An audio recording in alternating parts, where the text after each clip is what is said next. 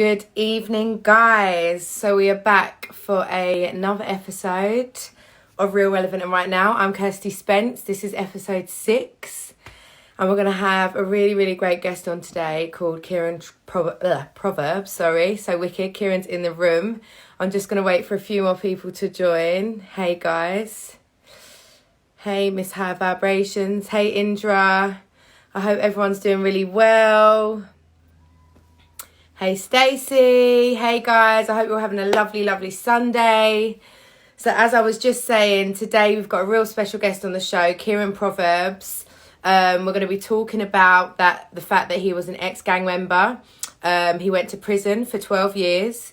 We're going to be talking all about his story, his rehabilitation, and what his motivation was behind starting his new company, Trublu Lyfstyle, which is to get young people off the streets, primarily men, off the streets, out of gangs, into something positive, into fitness. So yeah, really looking forward to today's interview. Just want to say hey to everybody. And I think we should probably get Kieran on. Let me find out where he is. Gotcha. I think we should, he should be here in a second. Yo. Yes, what's going on, Kieran? What's happening? You alright? Yeah, how are you? Alright, yeah. You're looking well. Thank you so much for coming on the show. We've got a few good people joining us right now. Wicked. So how's your Sunday been so far? Yeah, alright, yeah. Same old, quiet. In it, just a nice chill today. Literally, I only got out my dressing gown like an hour ago. Not even gonna lie, people. Literally. But Kieran, welcome to the show. We've got so much to talk about. So usually I will waffle on and talk a load of madness, but I just think we need to get straight into this interview because it's so interesting. Your story is, it's a really great story and we've got a lot to cover. So Kieran, first of all, everybody that has joined so far right now, sorry, we are, how do I get rid of that? Perfect. This is Kieran Proverbs. So welcome to the show, Kieran. Now, we have spoken over the last few weeks and you've told me a lot about your story. You were an ex-gang member and you actually committed a crime back in 2008, I believe. Is that right? 2006 actually it was, but okay. I went to prison in 2007. Right, okay. So you committed the crime in 2006. You were arrested and sent to prison in 2007. You were 18. And I really want I just want you to tell your story. So take it away, Kieran. Yeah, so basically what it was, obviously, like you said, I was living a life of crime. I was a gang member. We started our own gang, actually. There's a few of us from about the age of 16, I would say. About 15, 16 it was. So we started our gang. We was already affiliated to another gang, but we started our own as like our own little offshoot from this gang from the area. Yeah. And there was just a few of us, like we started off all friends, we all know each other from the area, do you know what I mean? And we just started off like doing crimes, like stealing cars, driving, robberies, all them kind of things. So we was doing all sorts, to be fair, but then after a while it started to get a bit more serious and a bit more real. Yeah. Do you know what I mean? So when I say that, Kieran, I mean... Sorry, before you just carry on there. So you said that you started a gang when you were 16. Yeah. Can I ask you, what was it what evoked you to even want to be in that situation in the first place? Was it your surrounding? Was it people that you'd seen, peers growing up, the area you lived in? Like, what initiated you from, I suppose, being a young boy at school to then wanting to lead a life of crime? Because it's like, for me, my personal opinion, it's like you see in the areas that we're growing up in, there's not really any positive role models. Right. Do you know what I mean? So it's like, in my personal opinion, it's like you've either got your family or gangs. Do you know what I mean? There's not really any positive role models in the ends. Do you know what I'm saying? So when growing up and you're seeing these people, and this is what I said to you the other day, so it's almost like, for me personally, growing up, my mum worked 2 jobs. Yeah. So in that house, it's just me and my sister and my little brother. Do you know what I mean? So we're basically doing our own thing, as much as my mum grafted her ass off to give us everything we needed and wanted. we didn't really have a lavish lifestyle, if you know what I mean. So then growing up, when you start chilling on the streets and then you're seeing people and they're driving big cars and they're doing this and they're doing that, it's obviously they're selling drugs. It's obviously they're committing crimes. Yeah. So in my personal opinion, as a young kid looking at the situation, we're weighing up the pros and cons. And I know my mum's working 2 jobs. So I'm looking at her and I'm looking at these older gang members on the streets.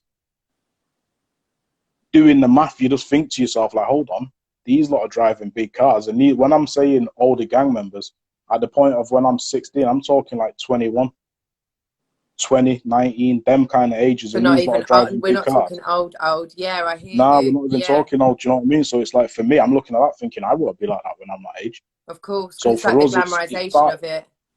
yeah, it started off for me driving. Like, my obsession was driving. Anyone that knows me, from the age of 13, I bought my first car and was just driving around and doing whatever, taking chase from police and whatever else. Like, my thing was driving. Really? And then with that, it's almost like people might see him, like, oh, give me a lift there, give me a lift there. So now I'm driving around with these known gang members in my car. At the young age of 13. Yeah, 13. Anyone that knows me will tell you the same thing. At the age of 13, we bought our first car and we've been driving ever since. Okay. No, I hear you. And so then when you started picking these people up, do you feel like you knew what they were doing? Do you feel like you had Yeah, some sense because of an idea?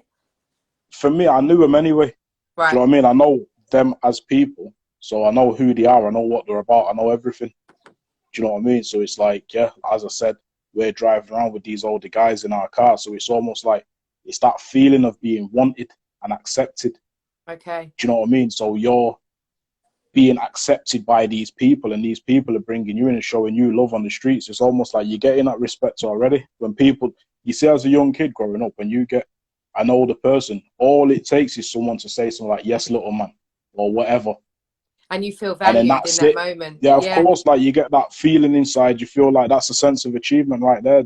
From all they had to say was, yes, little man, you're And doing your thing. 100%. And you feel like, rah, like this is now Yeah, this is it. something I'm that I can official. take on. I'm official now. This is it. I'm official like a ref with a whistle. This is me now. Do you know what I mean? And Like, can these I lot ask, know who I am. yeah, and can I ask you a question? So going back to like when you were 13 and you saying, you know, you didn't really have any role models. What was it like being at school? Because I mean, you went to school, right?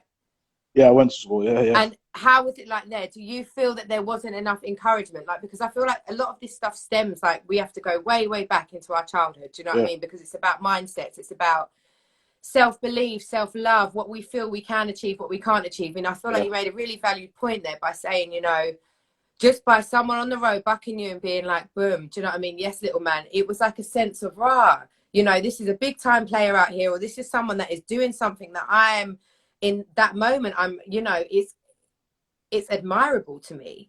You know, yeah, do yeah, you feel like you've definitely. never had that? You never had that kind of Nah, not support at growing all. up Look, in school and not really. You don't really have that, if you know what I mean. So it's more like there's people around you. Like, don't get me wrong. There's people around you that I know was affiliated to gangs and whatever else, but it's not really the same. Unless, like, for me, unless you're like an active gang member, you didn't really get my respect. Do you know what I mean? That was my mentality as a kid. So it's like, if you're not an active gang member, you could be affiliated to Gooch, Doddett, and whoever the hell you're affiliated to. But in my personal opinion, as a young guy coming up, if you wasn't active, you didn't really get my respect. I get you. And Do you know what I just mean? to make it clear to everybody that's joining, and thank you everyone that is coming in listening to today's interview. It's really, really great. But you're just to give them a demographic, you were based South Manchester, is that right, Kieran? Yeah, So yeah, yeah, it was in the South Manchester area. This is where you yeah, kind of grew up. yeah. Yeah, no, 100%. So sorry, I know I interrupted you. So get back into your story where you said you were driving. That's where it all started. You started picking up gang members, dropping them here, there, and everywhere. Like this was your first initiation into Yeah, becoming what you wanted yeah, to be. basically that was the thing. It was just like driving around. That's how it started for me. Everyone's story is different, but that's how it started for me. Mm-hmm. I was driving around, driving through the local area, and then you'll see people. Do you know what I mean? And like I said, they'll get in your car, you take them a lift, give them a lift, and then before you know it, you might be taking them on a robbery or driving them here or driving them there. You're doing everything you're doing. Do you know what I mean? So for me, that's how I started off. And the whole school thing, yeah, I went to school, but I was never really interested. Get you. Do you know what I mean? I was never really interested. So it's like, and then on top of that, think about it. When I'm with these gang members on road and they're showing me the utmost love and respect, what I thought at that time. When I'm in school and teachers are trying to tell me anything, it's like, you can't tell me nothing. You know, I've got killers on my team that show me love and respect. So who are you to tell me about homework? So and with that mentality and that mindset, it's almost like I was destined to fail. I hear you. Do you know what I mean? The first time I got kicked out of school, I've come into class late, and someone said something to me. So I said, "What, you dickhead? I'll stab you." Do you know what I mean? So then the teachers got mad, kicked me out, suspended me, and then from then it was a snowball effect. Just constantly, you've now been kind of black sheep. This is the person you they are. give us Kieran's chance naughty. after chance, chance after chance, loads of chances they give us. Told us like basically, if you don't stop doing this, you don't stop doing that, we're gonna kick you out. And I just never took them serious and just carried on up until the day they kicked me out. And how old were you? About 15, 14 I was. So 2005, 14 I got kicked out of school. 14 or 15. Yeah. So about 2004, 2005. Yeah, so like I missed my last year basically. So about of school. 13, 14, 15 I would have been. And then from you being kicked out of school, this is when you affiliated yourself with a gang. Yeah, when I was in school, we was semi-affiliated, but not really fully affiliated, if you know what I mean. But then even then, the school tried to give us another chance and said to us, go to college and get your GCSEs. Now, again, with that same mindset, what I had, I've gone into college. I was talking to someone in class, and then the tutor said something to me. He said to me, "Oh, shut up talking," or something. I said, "Who are you talking to?" He's like, "I'm talking to you." So I said, "Come outside, let's fight now." Do you know what I mean? So then he's like, "What?" I said, "Come outside and fight me now. Don't talk to me like that." So he's gone, "Come on then." So as I've walked out to go out, he shut the door behind me, and then that was the end of college. Okay. And you speak a lot about your mindset. Do you feel that this is something that is like, do you feel it was ingrained in you, or do you feel like it was learned behavior because of your surroundings, because of where you lived? Because it's almost like you're conditioned to think in a certain way. Me personally, my mindset is my mindset. Do you know what I mean? So it's like I have a personal rule to me that says like whatever I'm going to do it 110%. So if I'm a gang member, I'm going to gang bang 110%. If I'm a businessman, I'm going to be a businessman 110%. Yeah. Do you know what I mean? If I'm a family man, I'm going to be a family man 110%. So it's just like, that was for me personally, that I didn't class myself as one of these people that was brought in and like manipulated into a gang. I was fully aware of what I was doing at all times. Do you know what I mean? And that's part of the reason why we started our own. Do you know what I mean? So we didn't have to be under the umbrella of other people. Do you know what I mean? It's like, I thought to myself, why should we like jump on their bandwagon when we can have our own? No, I hear you. So you fully took accountability for that moment in your life back when you were an 18-year-old boy, 17-year-old, 16, 17-year-old, sorry, young man, sorry, not boy, young man. You were like, this is what I want to be. This is what I'm going to do. And you basically took precedent with that. And yeah, that was me. Your story is you weren't manipulated. You weren't groomed. This is who you wanted to be because of what you'd seen, it's the person that you were back then. Yeah, 100%. Yeah. So it's like you said, it's like woke up one day and just said, you know what, we're doing this. We're going to do it. And we did. No, I hear you. I just want to ask a question. So someone has just put here, what could have helped you stay in school if there was anything? Do you think that anything at that moment in time could have actually helped you stay in school and want to get your... Not necessarily, no, because like I said, it was more the mindset, you know. Do you know what I mean? It was more the mindset. It's like school wasn't interesting me. It weren't interesting me in the slightest. Do you know what I mean? And it's like, it's almost like you're in a position and people are telling you what to do. So now mix that with the mindset what I had, it's a recipe for disaster because you can't tell me nothing. Like I ain't taking no talk from no one. You can't tell me nothing. And I'm a bad man for you, basically. Do you know what I mean? So when teachers are trying to tell you something, it's like, nah, you can't talk to me. Do you know what I mean? Don't talk to me like that. You ain't talking to me. So now I become disruptive. So it's like I say, so what you're going to do is just 10 people in the class, 15 people in the class, and there's that one bad apple, what are they going to do? Are they going to focus all their time and energy on me? Or No, just they're get rid? gonna, yeah, and leave you Exactly. to your own devices. No, I Yeah. hear you. So, Kieran, going back to the events that led to your arrest in 2006, did you say, sorry? 2006, Yeah. 2007. Tell us what happened.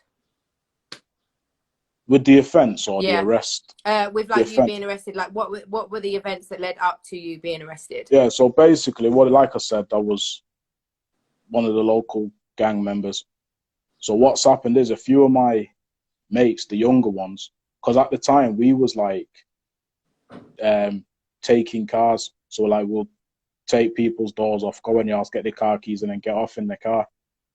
So for us, it's like the younger lot to us, they were seeing what we was doing. Mm-hmm. So now they started doing it, but where we used to go out of the area, they was doing it in the area. So then Right. they'd done it to someone.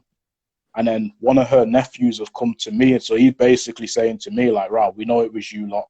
We want the car back, whatever, X, Y, and Z. But because of the way he's approached me and the way he spoke to me and all that, it's like, who are you talking to? Do you know what I mean? And we didn't get along with these people anyway. Okay. Because of a few of my older friends had problems with his cousin, and something went on, shootings happened. And then he's ended up getting people nicked. Do you know what I mean? So we didn't get along with these people anyway. So then when this guy has come down, he come down from another area, Bradford, I think he was, or something. He's come down. And then it's like, he's almost trying to play bodyguard to these people. So when he's coming down and he's saying whatever he's saying to me, I'm thinking, who are you? You can't speak to me. Mm. Do you know what I mean? And the way he's approaching me, and the way he's talking. So it's like, I'm not even going to be reasonable with you, because you're saying what you're saying. Now I'm going to match your energy. Do you understand what I'm saying? So he's saying whatever. He's like, oh, you think you're bad because you got guns and this and that and rare. So I said, all right, sweet. And at the time, I had a gun on me as well. It was only a small one.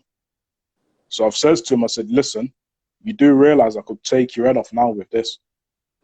And he's like, oh, what, you think you're bad? You think you're bad? So I'm saying, bro, just leave it alone. And he didn't want to leave it alone. So then I've left. And it's like hours later, I've gone. I was at the youth club. Mm-hmm. Then as I've gone home from the youth club, I've gone and I've seen a few of my other mates. So I've gone over to them, but everyone was acting a bit weird. So I'm saying, like, what's wrong? What's up? And then they're like, oh, nah. Then I've heard someone else on the phone talking. I can hear him saying, look, he's here now. So I've looked at him. I'm saying, who's that? And he's like, yeah, I'll speak to him. So he's put me on the phone. I've come on the phone. And this guy was just on the phone and he's just talking reckless. He's just threatening me, threatening my family, saying he knows where I am. He's coming to my house and rare. So I've said back to him, I said, listen, I'm not at my house, Mm-hmm. I'm not at my house. Where are you? I'll come and meet you now. Then I've ended up going down there. As we've gone there, because when I first went there, I didn't have nothing on me. Do you know what I mean? Because I'm just thinking it was just going to be a fight. Yeah. But on the phone, he did threaten me and say, there's 12 of us here and we got 6 guns and we're looking for you. So at that point, I'm thinking, nah, he's lying. So I've gone there. Then when I've gone there, some little kids have come to me and said, yo, be careful. They've got guns up down there, and they're looking for you. So I said, yeah, all right, sweet. Gone. Went and got my gun and then come back. And as I've come back, that's when we just started letting shots off. And were you shot, Kieran? Was I shot or shot? Were you shot? Shot? Yeah, is that what you just said? Shot? No, I said we started letting shots off. Oh, is it okay? As in like shooting the gun but not at each Yeah. other? Okay, we started shooting the guy. Sorry. My bad. No, that's all right. I thought when you actually started shooting at one another. Oh, no. They didn't have any. What we come to find out at the end of it, they didn't even have any. Okay. Do you know what I mean? But it's like, if I was going into that situation, yeah, thinking that he's got, so I'm not even going to give him the opportunity to get his out. Do you know what I mean? So I've just gone into the situation full head of steam and just letting off. So at that moment in time, was your mindset literally kill or be killed? Like this is 110%. 110%. Like that was the motto: kill or be killed. Take out the threat before the threat gets you. So it's like he's said whatever he said to me. So now I'm coming at you with that same mentality. So I'm not going to stand there and start trying to have an argument with you if I'm thinking you've got a gun. No, of course. You know what I mean? And you were 18. 17. 16, 17, 17. 17. You were 17 Yeah, when yeah, this 17. happened. Yeah. And so due to this incident, you were then arrested. Yeah, I Is got that, arrested in 2006 for it. and you were charged with, I wasn't charged in 2006. I got bail, okay. and then I come back out off bail, Mm-hmm. and then I was still on the streets for about another year or so after that, another 18 months or so after that. And just explain to everyone or anyone out there that doesn't understand, when you're released on bail, what does that mean? Basically, I've been released while they're doing their investigation because they didn't Okay. have enough evidence on me to say it Mm-hmm. was me, because I had got rid of everything, washed all the gunpowder and everything off me. So when I've been arrested, done an ID parade and all that, I didn't get picked up. Do you know what I mean? They didn't pick me out of the ID parade. Yeah.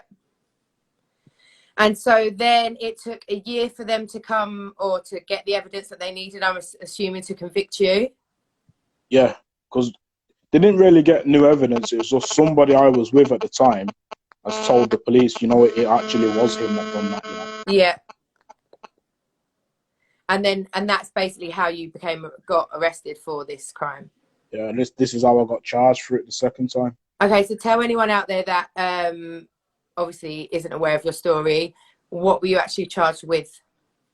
I was charged with conspiracy to murder, attempted murder, and possession of a firearm with intent to endanger lives.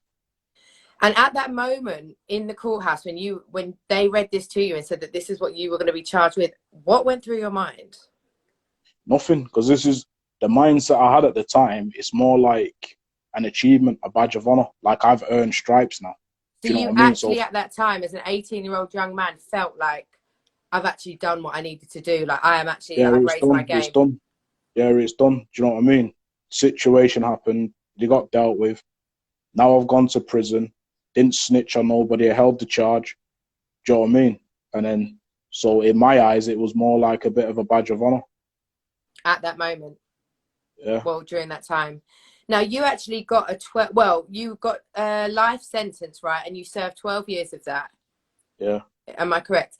Within Yeah, that first, like, let's say the first kind of couple of years, what was prison life like for you? Prison life was crazy. It's like when I first went in, there's a lot of people in there what know me and know of me. Do you know what I mean? So when I'm in there, it's almost like you're still getting the same respect that you would get on road. Do you know what I mean? People are still coming, giving you weed and giving you phones and all them kind of things. Your reputation still carrying you through. So was there a sense of you that felt quite safe? Yeah. Because there were people that you knew? Yeah, you know what it is? Like, I never really didn't feel unsafe, as mad as that sounds. Like, as much as things were going on, like every day people are trying to kill you or whatever else, like, I never really felt unsafe, if you know what I mean. I was just doing what I was doing. Like, I'm looking at the situation thinking, if anybody's coming at me, they better be on what I'm on, because this is what I'm bringing to the table. So And then the same thing in jail. And do you feel, Kieran, like you completely eradicated that feeling of fear? Because for me, Yeah, like what you're 110%. saying is, you had no fear whatsoever. No sense of fear at all. It's like when you first start, like I said, when I was driving cars with like older people, yeah, then I've got the sense of fear. It's like, oh, if somebody sees me with these, now I might get shot or I might get this or I might get that. But by the time when I was involved in gangs and whatever, it was more like I didn't really care. Like, bring it. Do you know what I mean? Because I'm ready for whatever you're bringing to me. And that was it. Which is a really scary place to be, I think. Like, I mean, I think we can all live in life and say, do you know what I mean? We need to live life without fear. But in that kind of world, it is literally, you're either going to end up in prison or you're going to end up dead. They're basically your two options when you're living like that. I want to ask you, when you were in prison, was there a pinnacle moment where you felt that, like, where was the switch? Where was the switch for you to come from this kind of a mindset where it is, you know, kill or be killed, retaliation, this kind of whole gang culture lifestyle, to Kieran that I'm speaking to today that, you know, is actually wanting to really kind of preach and promote and say to young people that it is not worth it. This whole lifestyle is not worth it. You need to be doing so much more of your life. Like, Where was that switch? How far into your sentence was it until I'd you say actually about started 6 thinking? years in, about 6 years into my sentence. So it would have been about 2012, 2013, about them times. Because what's happened when I first gone to prison, the two things what hurt me when I went to prison. One was that my little bro was there when they arrested me. Mm-hmm. Do you know what I mean? I was in my room and my little bro would stay the night. So me and him were in the room. So when the police have come and nicked me, little bro's there. So that's one image that stuck in my head all that time. The look on his face. Do you know what I Of mean? course, yeah. That was one thing that stuck with me. And then another thing is like I remember sitting on association and I'm saying to my co-defendant, I'm saying, listen, if I don't make it home without seeing my gran, somebody's gonna die. Do you know what I mean? Because when I got arrested, my gran was already old, so I'm thinking conspiracy to murder. It's a big charge. We're getting long time. So if I don't get to see my gran again, somebody's gonna die. And they was the two things that stuck with me throughout my whole sentence. So then 6 years in, 2012, my gran did pass. So when my gran passed, it was like I've had that moment of all types of different emotion and feelings that were hitting me, and I'm thinking, what am I gonna do here now? Am I gonna get out? Am I gonna kill somebody? What am I gonna do? Do you know what I mean? So then it's only when I sat back, because in prison all you've got is time on your hands, so you just sat there thinking about all these things. So I'm And I thinking was to going to myself, you say, know, like, that must naturally have an impact on your mental health, because yeah, all you're 100%, doing is thinking over and over and over and over of everything you've done, the yeah, events that have happened, whether you regret some of the things you've done, you know, like you're just constantly going to be in your mind because you're completely yeah, now yeah, taken out of your normal and into a situation where you've not got that freedom. yeah, 100%. And that's another thing. So, but I had that, my gran passing, and then plus in 2012 is when I got back with my partner. Mm-hmm. Do you know what I mean? So it's like, so at that point, it's almost like she came into my life at the right time, if you know what I mean. So where my mind's all over the place with the passing of my gran and my partner's come along. So it's like now I've got somebody to talk to, because that's another thing. When you're involved in that lifestyle, it's almost like you don't show no emotion, no fear, no emotion, no nothing. So you just basically just stone cold. Do you know what I mean? So now I've got somebody to talk to. So when I'm talking to my partner about certain things, it's almost like, you know what? I need to change, I need to change. And at first it was a bit of a struggle. It was hard. It's almost like breaking away from that mindset and that lifestyle. But at the same time, it's almost like you've got a driving force behind you. Because like I said, you've always had family. You've Yeah. always had family. You've always had all these things. But it's like, for me, as much as my family's always been there, like I was good at living a double life kind of thing. Do you know what I mean? So it's like, even to this day, when I talk to my mum, my sister, and all these people, and I'm talking to them, it's like they're not even realizing what I'm saying. Do you know what I mean? Because I'm out there doing what I'm doing, but when I come home, I'm still caring. You're still caring. It's like you Yeah, were so able it's to like, switch. yeah, so it's like you can just switch it on and off. Do you know what I mean? So they Yeah. don't really see me in that kind of setting. So I didn't really felt like I had to change for them, if you know what I mean. Because you were Because I've able to, been, I suppose, adapt to each yeah, scenario, yeah, each yeah, situation that you're living in. yeah, So when you found out that your nan had passed, you obviously, your partner came into your life, and I suppose it was almost like someone to kind of ground you again, I'm assuming. yeah, Do you feel yeah, like most that was the definitely. first point in your life? Because obviously going into prison as an 18-year-old young man, it's very hard for you to effectively socially develop and mature when you're not in, again, a situation that would be normal to your environment, i.e. being outside, having freedom. So you're now in prison and you're having to try and grow up with, in a very, very different setting that you're not used to. Do you Yeah, feel that when your partner came into your life, it was like one of the first times you were really, I suppose, able to maybe break some of these walls and yeah, connect with most kind of definitely. yourself and your emotion? Because like it's almost like in prison you have to keep up, you have to keep your guard up anyway. So it's like if you're walking around, anyone that's been in prison will know what I'm saying. So if you're walking around prison and you're just all up in your feelings, people are going to look at you and see it as a weakness. Hear So now you're going you. to become a target. So now your time in prison is going to be a lot harder because everyone's basically taking you for a punk. Do you know what I mean? So you kind of got your guard up anyway. So you kind of have to stick with the whole mentality that you had on road. Do you know Yeah. what I mean? Take out the threat before the threat gets you and whatever else. Do you know what I mean? The slightest little thing in prison, it's going off. Mm. So for me, it's almost like when I'm on the phone or on a visit, it's almost like I'm in a whole different world. But then as soon as that phone goes down or I walk off that visit, And now it I'm locks back in the off. jungle. You're back in Do you it. know what So I it's mean? still, you're Yeah. still effectively doing this switch. Yeah, but Almost. then at the same time, you've got phone calls, you've got letters, you've got all these things. So as soon as you're back behind that door, you're not really thinking about prison life. You're Yeah, of making course. plans and you're trying to figure out what it is you want from life when you get out of prison and all these kind of things. You understand what I'm saying? Whereas, no disrespect to anyone, but if I'm just sat there writing to my friends and my homies, all I'm thinking about is the roads. I'm thinking about the roads. I'm so involved in the roads. And when prison started getting easier for me is when I let go of the roads. Because Do you know what I that mean? was 'Cause if something I'm, I wanted to ask you. Were obviously being in a gang, there's rules, there's like a street code, I'm assuming. Do yeah, you yeah. feel like when you say it's like kill or be killed, like I'm sure you guys had your kind of unspoken understanding and stuff on the road. When you were in prison, do you feel like you got that support and that love that you needed from this? Was like that a key thing for you to kind of be like, hey, this isn't You actually see what what it's it meant is to for me. be? You see what it is for me more than anything. It's almost like I never really needed that whole feeling of being wanted and whatever else. I'm looking at it like I'm leading by example. Do you know what I Okay. mean? So it's like me and another one of my friends is in this live now. Between me and him, it's almost like we're leading by example. So whatever you're doing over there, we're not doing over here. So no one can ever have any kind of talk for us. Do you know what I mean? And this is what we was on, and this is how we was operating. But I suppose for some people, like, yeah, they're gonna do things and be on bandwagons for the simple fact it's almost like they care about what people have got to say. Now, I'm a person, I don't really care what anybody's got to say. But I'm going to do me. So if I'm doing me and you don't like it, I'm going to continue to keep doing me. And that's it, basically. And it is what it is. But that is what it is.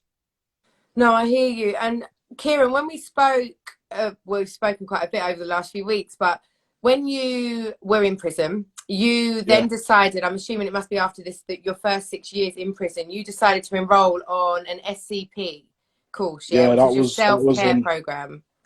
self-change. Yeah, that was in Self-change, sorry. 2015 I started that. So tell us a little bit about that, because I feel like when you spoke to me about that, I feel like that was a really important kind of point in your sentence that really helped you with getting you to where you are now and with kind of your rehabilitation to completely changing your mindset. Tell us a little bit Yeah, about the self-change program.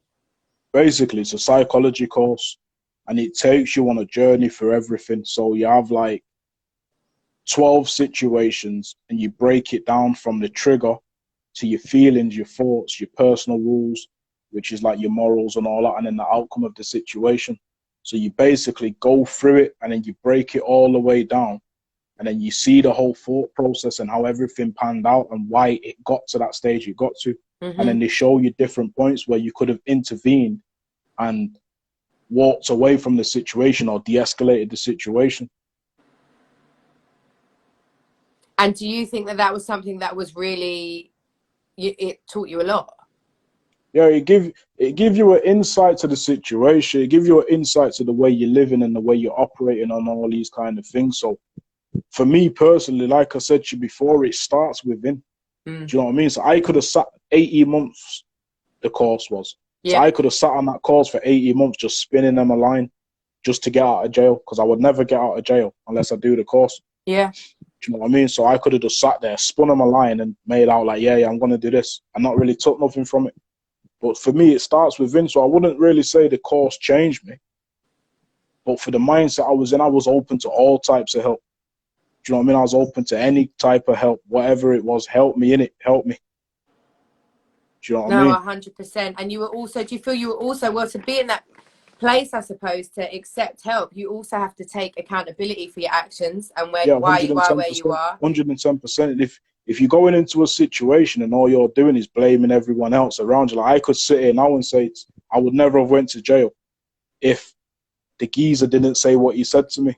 Yeah. That's not right. Do you know what I mean? Because if I didn't really have to go out there and do what I was doing, do you know what I 100%. mean? I could have walked away from it many a times, but it's like I've gone into that situation knowing full fine well what I was about to do, Mm. and there was nothing at all that was going to stop me. No, and I really commend you for your bravery and your courage in actually doing that, because I think us as human beings, I feel like it's something that we really struggle with, is actually putting our hands up and saying, you know what, it's my fault as to why I'm in this situation. And it's very Yeah, easy to deflect and say, well, it could have been him, or it's this person's fault, or it's that person's fault. So in that sense, you actively made that choice to make a change to effectively better your life and better your circumstances, you know, which I yeah, can only commend you for. And there's so many people in this chat right now that are sending you mad love and just, you know, praising you for actually yeah, doing that, and fully, like someone's here said, keep pushing it, like, because there are enough people that could have maybe gone the complete opposite way, you know, and you're really yeah, making an active yeah, change within yourself to try and better yourself and better your life circumstances and actually make something of yourself now that you are out of prison. I yeah. want to ask you, like, now also, what did you actually do any other qualifications whilst being in prison? Yeah, I've done a few. I've done my gym courses. I've done my level 2 fitness instructor. I've done my level 3 personal trainer. I've done plumbing. Amazing. I've done painting and decorating. I've done all sorts. I've done loads of like vocational. I've done my education, so I've got my GCSEs, the Wicked. equivalent, my level 2s, got all of that. Do you know what I mean? So it's like, but again, it's like I said. But the thing is, when I was 18, when I was in young offenders, Mm-hmm. you have to do them courses, so you have to get the equivalent of a GCSE. Okay. Do you know what I mean? So I've done that. So I've got that under my belt, and then that's when I went on to do the vocational. So then, like, if I do get out, I can start my own trade. Do you know what I mean? Yeah. Like you've got a stepping stone. And Yeah. how has life been since being released from prison for you? I'm not gonna lie to you. Life has been hard. I was gonna swear, but I'm not gonna. Life has been hard. Hard. Like hard. Yeah, hard. The amount of things that's happened. Like I've been out of jail 8, 9 months now, and in that time, so many different things have gone on, and it's just like sometimes I sit there and think to myself, like, how have I not gone mad? How have I not lost the plot? How have I just gone off the rails and done a madness? Do you know what I mean? Mm. Where it's just like, yeah, like I don't know if you watch my videos and that, but first few months of being out, my missus had a miscarriage, lost my son. Sorry to hear Um, that, Kieran. yeah, it was that was a tough time. But again, it's like I feel it's like if you surround yourself by positive, then positive's like gonna come your way. So it's almost like I could sit here and think to myself like, oh, I lost my son, like forget it, this is it now, rare. But it's like then on the looking, trying to find a positive out of every situation. Maybe it just wasn't the time. Do you know what I mean? So as much as like he's hearing it, he's in my heart 24/7. Do you know what I mean? But it just wasn't the right time. Do you know what I No, I mean? hear you. That's me trying to make a positive out rather than Out of focusing a on the shit negative. situation, excuse my French. Yeah, Yeah, I should yeah, have gone. No, I fully hear that, and I'm so sorry to hear that that happened, actually, Kieran. And you know, like someone has said here, keep your head up and rise higher. Like I just feel that your yeah, story and everything that you're trying to do, like you say, you know, positivity breeds positivity. Even in the darkest of times, we have to still try to yeah, shine our light, and that is so yeah, why I wanted you to come on this show and shine your light, because I just feel that, you know, everybody deserves a second chance in life. We can all yeah, make mistakes, 100%. we can all really mess up, and like you say, it is down to the individual, and you are someone Yeah, that is so ready and willing to do and just achieve more. And I think the beauty in your story as well is that you actually want to bring people up with you. You want to bring and help yeah, other people. 100%, 100%. That is the whole plan behind what I'm doing now. Hmm. Do you know what I mean? Because I laid the foundation for another business while I was in prison. Do you know what I mean? Because my last few years of being in prison, all I was doing was sat down, speak to my missus every night on the phone, making plans, putting things in place, trying to like lay the foundation so when I do get out, we don't have to go through this struggle.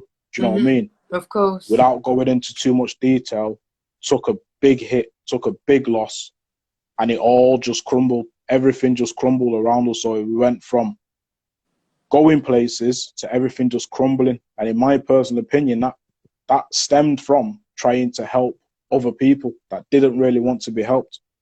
Do you know what I mean? And it just had a snowball effect, and everything just went mad and went off.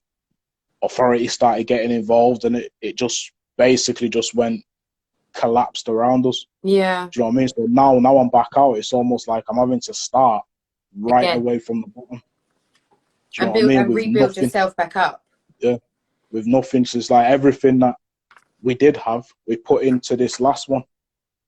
Do you know what I mean? But then when that all collapsed around us, it's almost like everything's just gone. So now we're literally starting from scratch. And Do you know what I sometimes, mean? again, I think, you know, everybody's story is different. But I know, like, from my life experience where I've been in situations like that, and it's kind of like you've literally lost everything and anything and you are on rock bottom. Yeah. It's almost like, the way that I see it, it's like the universe sometimes makes us so uncomfortable and pushes us into like a place where we have no choice but to change. And those positions can be so, they're boundaries that we don't want to cross because it's unknown territory. But when we do, we actually become even more brighter and even more stronger, Yeah, and actually get so much 110%. more from it, you know. 110%. It's like I just said to you, I could sit here now and think to myself, wow, we lost everything, we've lost everything. Or I could look at it like the universe has put these things in front of me for me to see. Because remember, like I said, our downfall was trying to help others. Because I'm looking at it like I'm in prison. So right here, right now, I don't really need anything. Yeah. So what I'm going to do is I'm going to help you out. Do you know what I mean? So it's like summer in there wasn't right. So now it's like I have to go through these things in order for me to see that what you, as much as it's a kind gesture, my intentions were right. Was you doing it for the right people? Yeah. So now I had to see certain things and live certain situations in order to see people's true colors, if you know what I mean. So now it's like, now when I'm in a situation and now I'm trying to start off, all the people that I was trying to help, now you're just doing whatever you're doing, you're living your life, and it's like, who am I? Do you understand what I'm saying? It's mad. 100%. It's just mad. And I think But it's like I said, it's all a learning curve. You learn from it and then you move on from it. I'm not going to sit here and ponder on it. You just move on from it. No, I completely hear you. And I think in relation to what you're saying, I think one of the biggest lessons, again, us as human beings, whatever it is, whatever you're going through, you have to start at home. You have to love yourself enough to do for self before you can. It's like, if your foundations aren't strong, how am I meant to hold everybody else up? You know, that's where you find it. And again, like you say, you can only get to that realization from living it and through learning, you know, and being open-minded to understanding that. And I just think, just hearing you on this interview, Kieran, like, just in my brain, it's like, you need to be a motivational speaker. Like, I feel like you need to tell your story. And I don't know if anybody else on this chat that's hearing me, but it's like, you need to put yourself on a platform for people to hear what you're saying, because I can feel your positivity. Do you understand what I'm saying? I can feel your pain. I felt your pain through some of the story and the conversations you and I have had over the couple of weeks. And I honestly feel that, you know, just your voice alone, let alone everything else that you're wanting to do, I think could change and really help loads of people here and say they agree. And just really help a hell of a lot of people to know, you know, change their mindset and do more and be better, because life has been hard. Like you say, right now, life is still hard. And 100%, someone that's down here and said he's going to the top. And fully, That's like, my cousin. That's my cousin. That's family members. Yes. Family support. You are going to the top, 100%. And Kieran, I just want to ask you quickly. There's so much we could keep talking about. We've literally got 15 minutes. I'm like, no.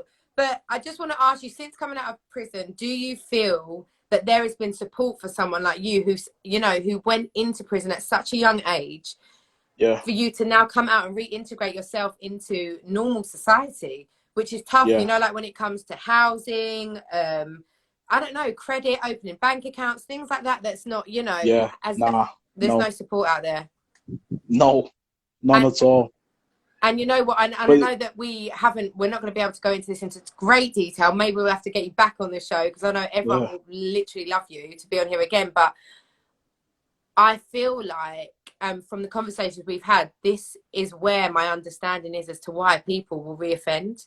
Because we've spoken, there's so many doors 100%. In your face, 100%. You know. It's like I said to you, I've got all the qualifications to go out and get a job and And these aren't like minor jobs. It's not like warehouse jobs. Like I've got my qualifications for a plumber. Yeah. I've got my level 3 personal trainer. These are like big jobs. Do you know what I mean? But then it's like coming into the situation that now employers don't really want to take you on. No, I Do you know hear what I you. mean? So it's like I've got the qualification, but then if you put in me with my background and then a next man that went to college and got his, they're gonna like take him on, aren't they? They're not really gonna look to employ me. They're gonna take him on because now I've got that stigma attached to me of everything I was about. Do you know Yeah. what I mean? As opposed to the And then person you are you now. touched upon it as well, even with the credit file and all that. I went to prison when I was 18. So as far as credit files and all that go, is non-existent. Do you know what I mean? So when I'm trying to, like, I didn't realize when I'm sat in prison, I didn't realize that you need a credit file to rent a house private. You need a credit file for all types of things. Do you know what I mean? That I haven't got. So now I'm coming back into that situation. I'm thinking, oh, I've got money behind me. I can go and rent a property. But then they start talking about credit checks. I'm thinking, credit check for what? For what? Then Yeah. I've got no credit file. So now it's like I'm stuck. Do you know what I mean? No, And then 100%. And can I just say, someone down here has just written, Emma, actually, chances create change. And I think that's so true. So I feel like, 100%, yeah, you need to be 100%. given a chance to actually create the Yeah. change rather than But be you see the thing though, it's put in like a this is why I box. started the whole my own thing because Business. it's like Yes. So this is what I it want to get reached the into. point. It reached the point nobody really wanted to take me on. There was one man actually, one man from a gym that I went to. I got out on the Monday. I went to this gym on the Thursday, and Yeah. he gave me that chance. So for the rest of my life, I'm gonna show him the utmost respect and love, and any type of way I can give back to him, I'm gonna then do that And you because know he what, was in the your only one situation, person. sorry, Yeah, I was going to say, in your situation, that's all it can take is one person. Just yeah, one and he person to did. believe He in you, did to because see you. when I started to give up, he then gave me that hope again.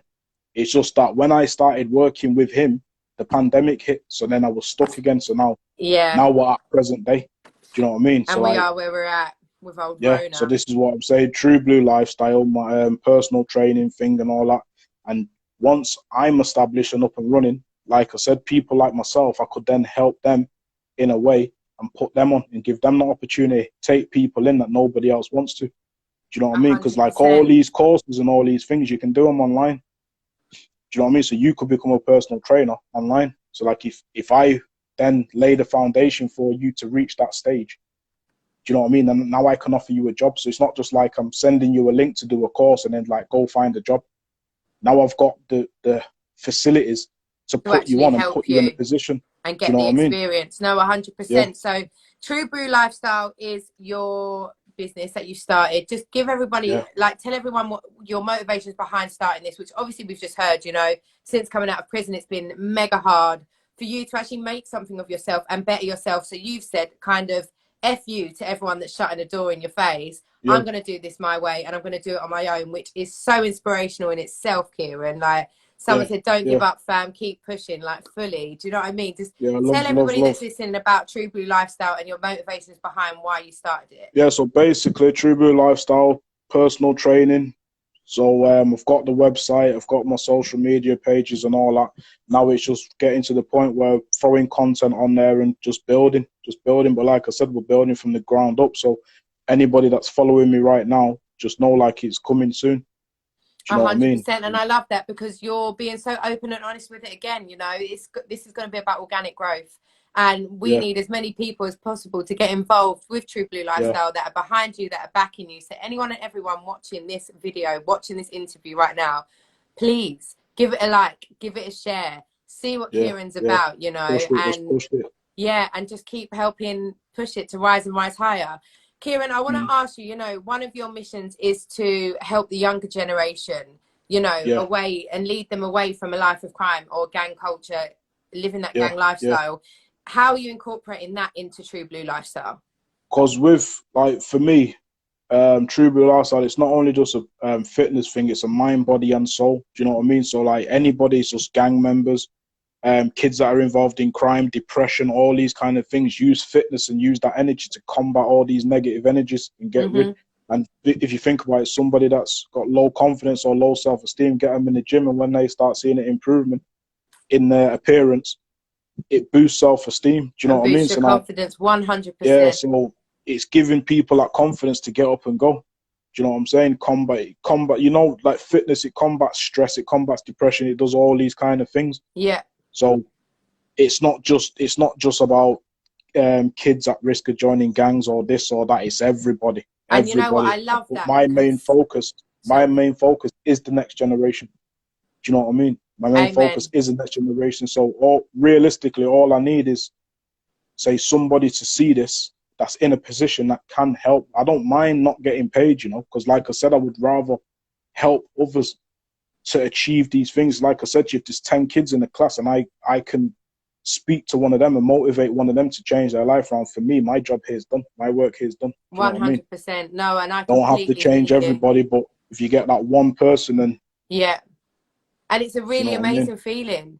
Do you know what I mean? When you know that you've touched one person, and I think that 100%. And I feel like that is why I'm so happy you and I connected, because that was the whole point of me starting Real Relevant. And right now, you know, I haven't got thousands of followers, but if there's anyone that we can, with real conversation, with real people, that we can touch, that we can help inspire to change their lives in that minute positive way, my work here is done, your work here is done. And like you say, you know, you give that positivity, we get that positivity back. That's the laws of the universe, like, you know, and that is what the life that I'm living, that's why I'm here.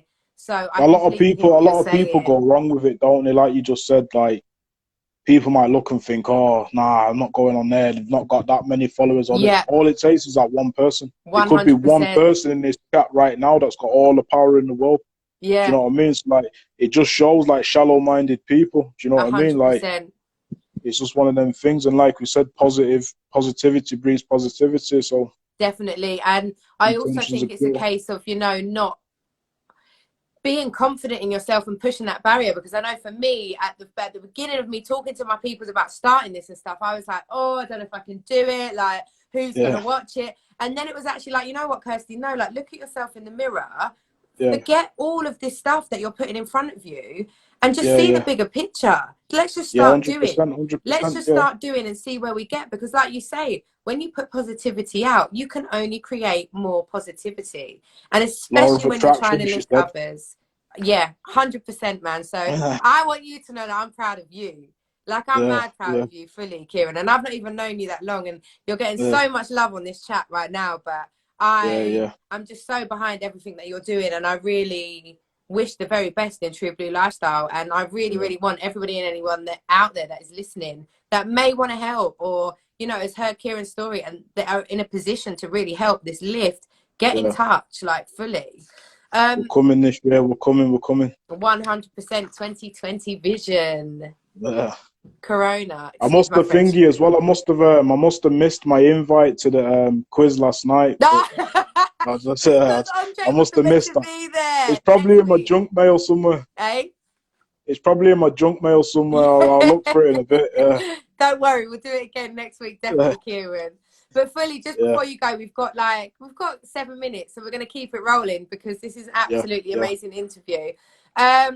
I want to ask you, do you feel that young men, especially in 2020, need more positive male role models? And if so, 100%. How do we achieve this?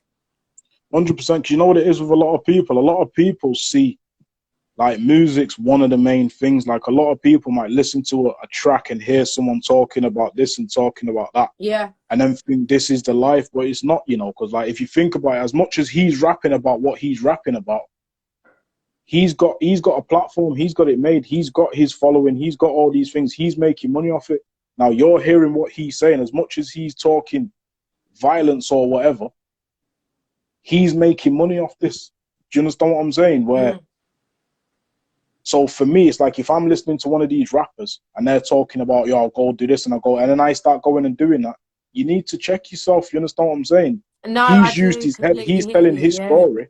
He's telling his story to tell you what life is about for them. But in my personal opinion, he's making it happen because he's getting paid for these things. He's getting the response he needs for his situation. Do you know what I mean? So you can't just be playing blind, playing follow the leader. Do you know what I mean? It's like you're just following people and doing what they're doing or saying, and then you're ending up in a situation. How many people are sat in jail behind this thing, behind this whole situation? because you're following other people and you haven't got nothing. And these same people what you're following, now you're sat in jail, they'll find another version of you and they don't need you no more. So the best thing to do is just be selfish.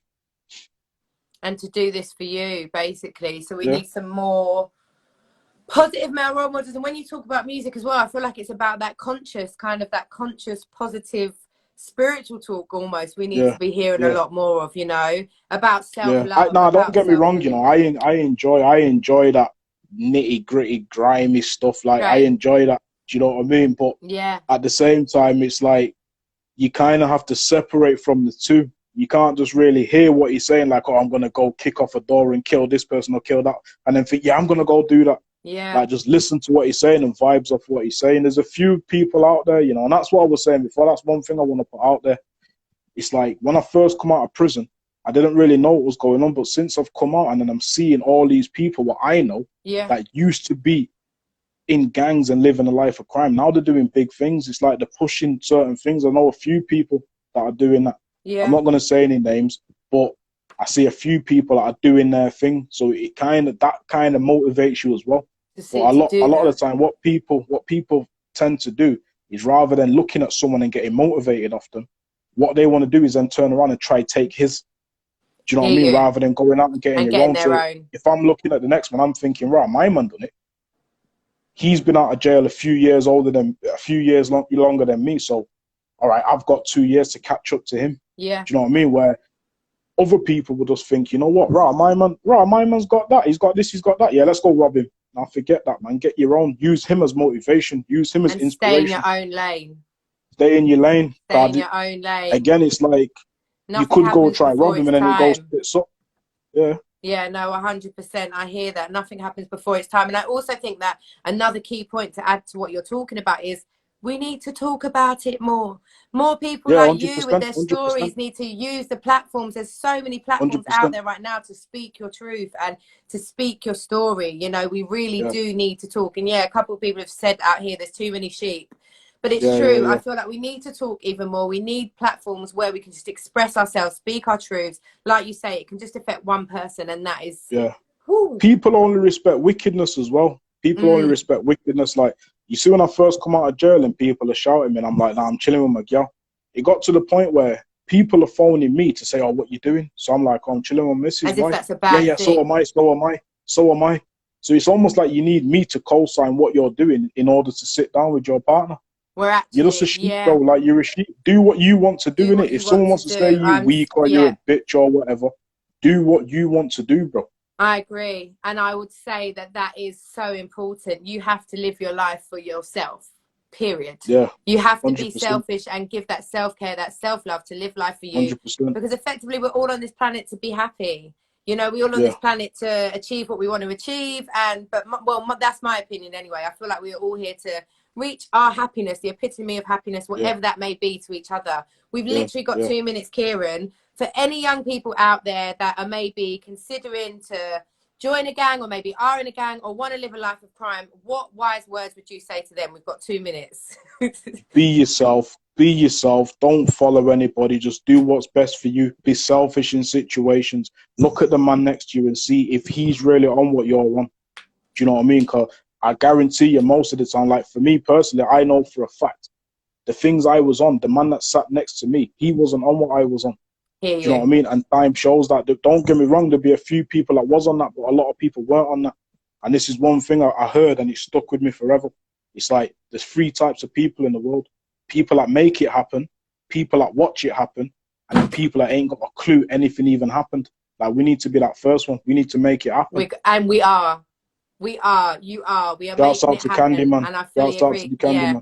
I fully agree with everything that you're saying. Kieran, real quickly, before we go, where can everybody find you? Social media, Trublu Lyfstyle. Tell everybody. Trublu Lyfstyle, K the Pt1. I'm on Facebook, Insta.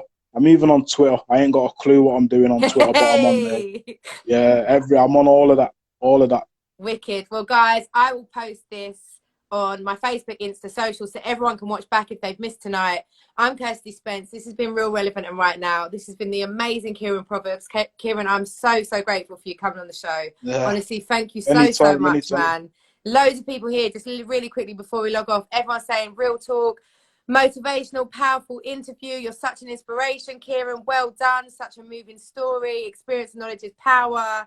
Like, so many people are showing you love, man. So we've got 10 seconds. I love you. Thank you so much. Tune in next week, guys. Yeah. Peace. Anytime. Bye. Yes. Bye.